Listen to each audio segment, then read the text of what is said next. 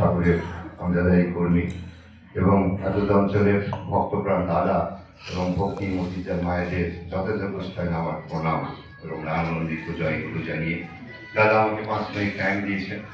আমার যা যোগ্যতা 5 মিনিট আমি বলতেই পারি না, তবু চেষ্টা করছি। আমার পূর্ববর্তী বক্তা পুত্র সম তপন জ্যোতি ভাই যে বক্তব্যটা রেখে গেলেন, আমি তারই রেশ ধরে বলছি।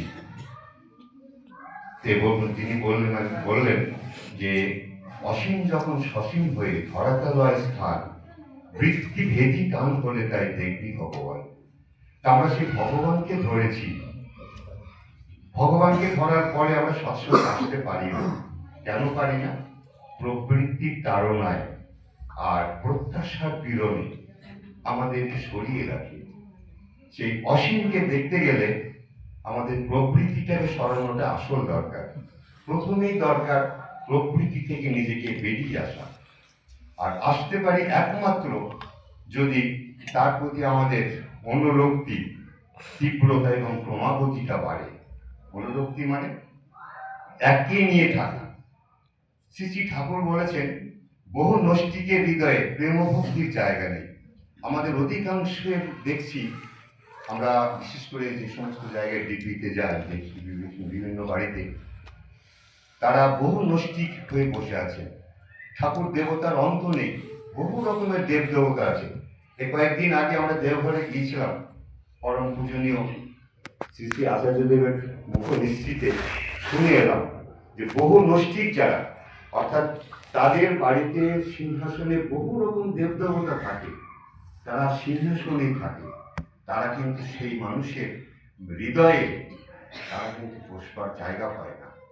আমরা যদি সঠিকভাবে এক অনুরক্তিতে সেই শ্রী শ্রী ঠাকুরকে যদি আমরা মনে প্রাণে বিশ্বাস করি, তাহলে আমাদের সেই আর এই বহু নষ্টিকে ভাড়া আমাদের থাকতে হবে না।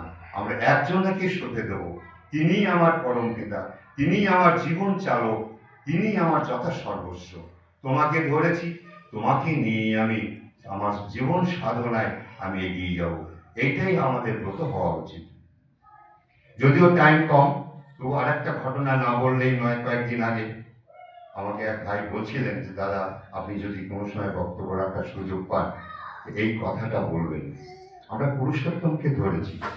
পুরুষোত্তমের রক্তবাহী অর্থাৎ রেতবাহী যারা, তাদের যে একই কথা, সেটা আমরা বারংবার প্রমাণও পেয়েছি।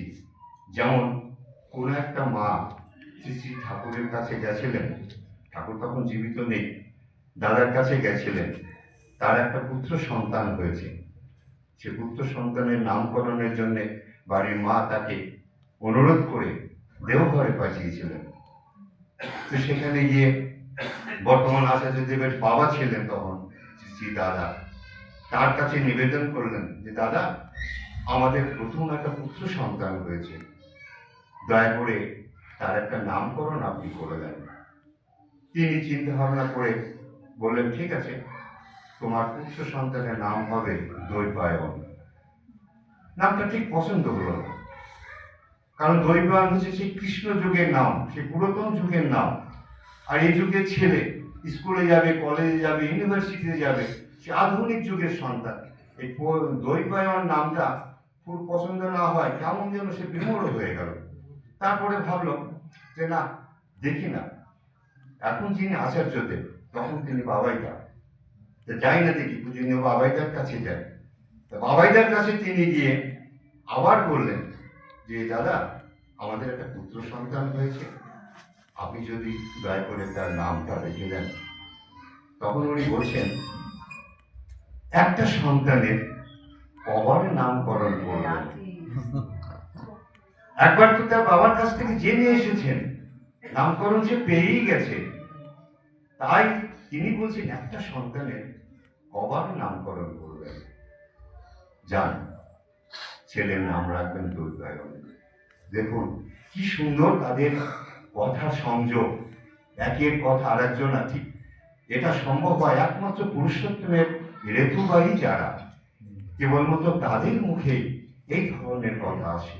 আমরা সাধারণ মানুষ, আমরা কোথায় আছি? আমরা যদি তাকে ঠিক ও বললাম এক অনুরক্তিকে যদি ধরে রাখি যে তুমিই আমার সব প্রভু, তাহলে আমরা তার কাছে পৌঁছাতে পারবো। জীবনের লক্ষ্য পরম সদ্গুরুকে পাওয়া, তারই জন্যে বারে বারে ধরায় আসা যাক, তার সময় লেগেছে মনে হয়।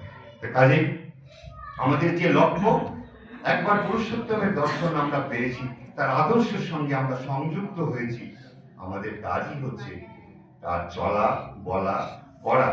তিনি যেটা আমাদের বলেছেন সেইটাই আমাদেরকে অনুসরণ করে জীবন পথে আমরা যেন সবাই একসঙ্গে এগিয়ে যেতে পারি, সেটাই আমাদের সাধনা হওয়া দরকার। সৎসঙ্গ, শ্রদ্ধা, বিশ্বাস এবং ভক্তির তারতম্যয় এখানে একই সব, এর কালচার এখানেই আছে। সেইটা নিয়ে যদি আমরা এগিয়ে যেতে পারি, আমরা সত্যি ঠাকুরের আদর্শের সঙ্গে যুক্ত হবই হব এবং ঠাকুর প্রাপ্তি আমাদের করবেই করবে। এই বিশ্বাস নিয়ে সবার মঙ্গল প্রার্থনা করে আমি আমার এই বক্তব্য শেষ করি। জয় গুরু।